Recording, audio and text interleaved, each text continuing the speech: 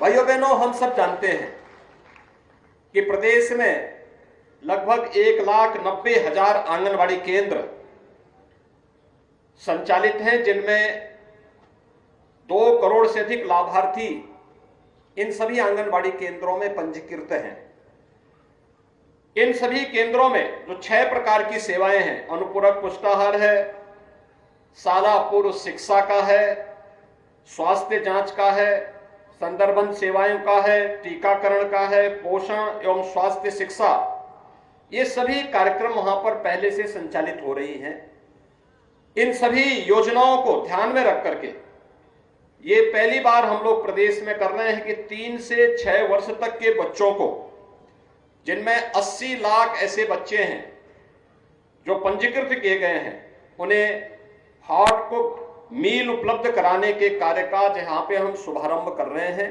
और ये मेरा सौभाग्य है कि रामलला के अपने धाम में विराजमान होने के पूर्व आज मैंने इन बच्चों को यहां पर इस योजना के साथ जोड़ा है। मुझे अत्यंत आनंद की अनुभूति इस कार्यक्रम के साथ हुई, क्योंकि बच्चे तो भगवान के रूप होते हैं और आप सौभाग्यशाली हैं कि कान्हा को द्वापर युग में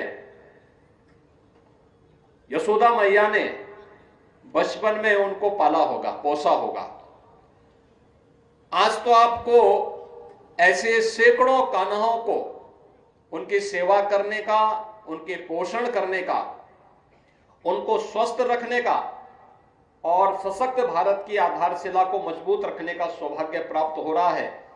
इसको हम सबको एक अवसर मानना चाहिए और ईश्वर के द्वारा प्रदत्त इस अवसर का हम लोगों को लाभ लेकर के इस कार्यक्रम को सफलता की नई ऊंचाइयों तक पहुंचाने के कार्यक्रम के साथ भी जोड़ना चाहिए। राष्ट्रीय स्वास्थ्य परिवार कल्याण और स्वास्थ्य सर्वे का जो 2015-16 के सर्वे हैं, अगर हम उनको 19 और 21 के बीच के स्तर पर देखेंगे तो आपको लगेगा कि वास्तव में आपके द्वारा किए गए प्रयास के अच्छे परिणाम सामने आ रहे हैं। भारत सरकार इस दिशा में निरंतर इनका परीक्षण करती है, सर्वे करती है और फिर उनके परिणाम भी घोषित करती है।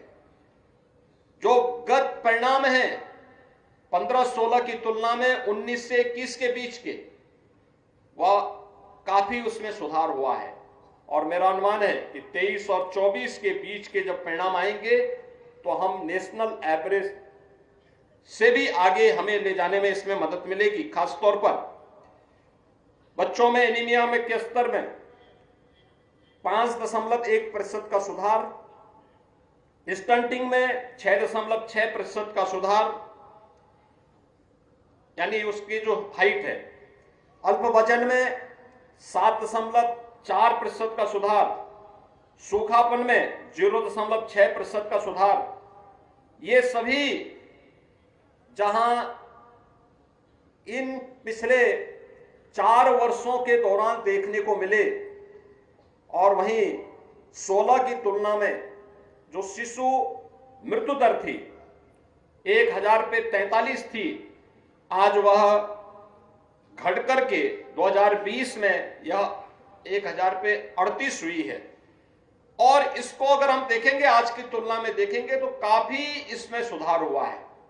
काफी सुधार करने की गुंजाइश भी है, लेकिन इस पे हमें निरंतर कार्य करना होगा। इस दिशा में आगे बढ़ाने की जो तैयारी चल रही है, जो वर्तमान में ग्रामीण आजीविका मिशन के माध्यम से भी अनुपूरक पोषाहार तैयार किए जा रहे हैं, उनमें 201 इकाइयां वर्तमान में संचालित हो रही हैं।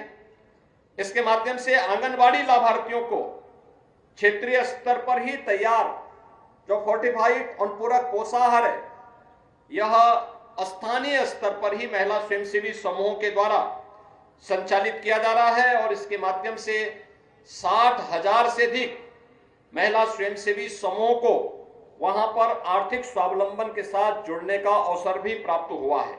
मिशन कायाकल्प के अंतर्गत हम लोगों ने आंगनबाड़ी केंद्रों में, जैसे बेसिक शिक्षा परिषद के स्कूलों में हम लोगों ने मिशन कायाकल्प के माध्यम से बेहतरीन सुविधाएं उपलब्ध करवाने का कार्य किया है।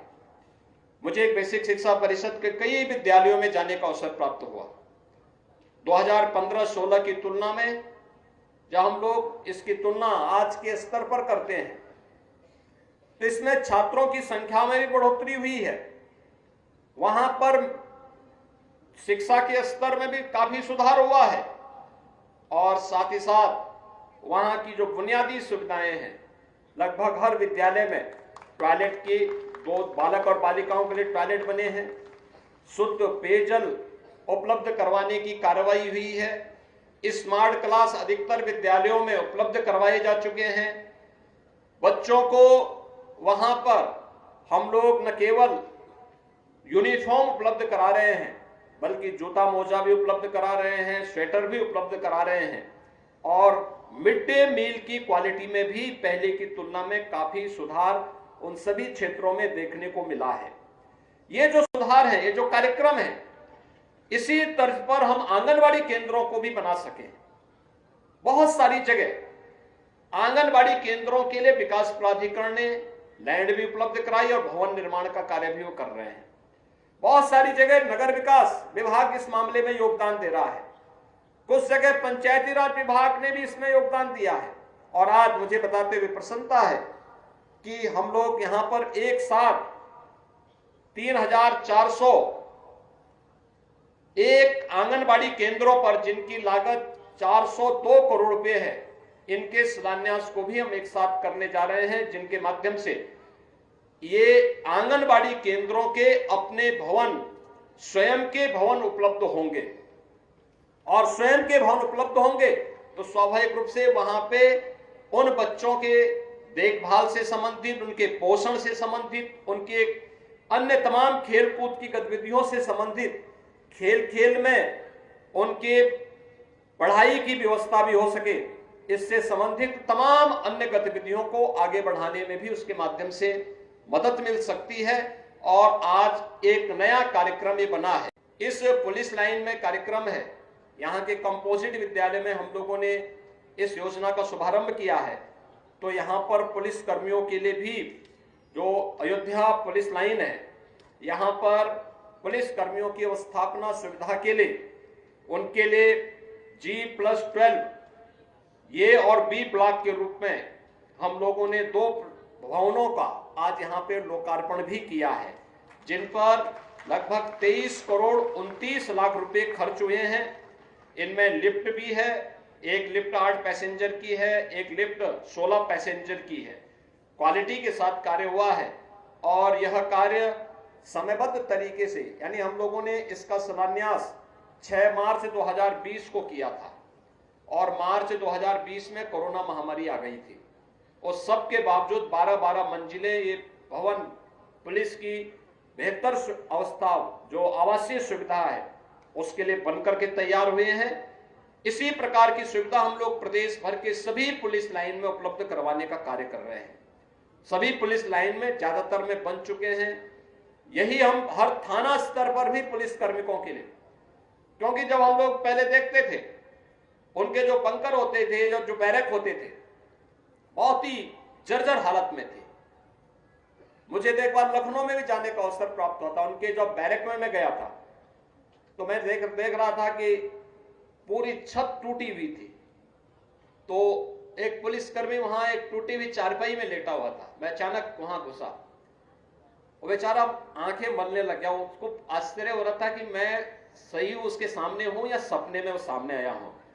तो आंखें ऐसे खोला, मैंने कहा नहीं मैं ही हूं। मैंने कहा ये क्या देख रहे हो भाई? वो देखता क्या, वो दिन में उसको पूरे जो है ऊपर आसमान, खुला आसमान दिखाई दे रहा था। तो उसी दिन हम लोगों ने निर्णय लिया था कि पुलिस कार्मिकों के लिए, जिनके माध्यम से बेहतर सुरक्षा का वातावरण प्राप्त होता है, हम लोग प्रदेश के अंदर हर पुलिस लाइन में, हर थाना में और जहां भी पुलिस कार्मिक सेवा करते हैं वहां पर अवस्थापना सुविधाओं को देंगे। आज अयोध्या की इस रिजर्व पुलिस लाइन में यह 2 G+12 की 2 आवासीय सुविधाओं से युक्त भवन बनकर के तैयार हुए हैं। इनका लोकार्पण का कार्यक्रम हो रहा है। मैं इसके लिए सभी पुलिस कार्मिकों को और यहाँ पे निवासरत पुलिस कार्मिकों को भी हृदय से बधाई देता हूं।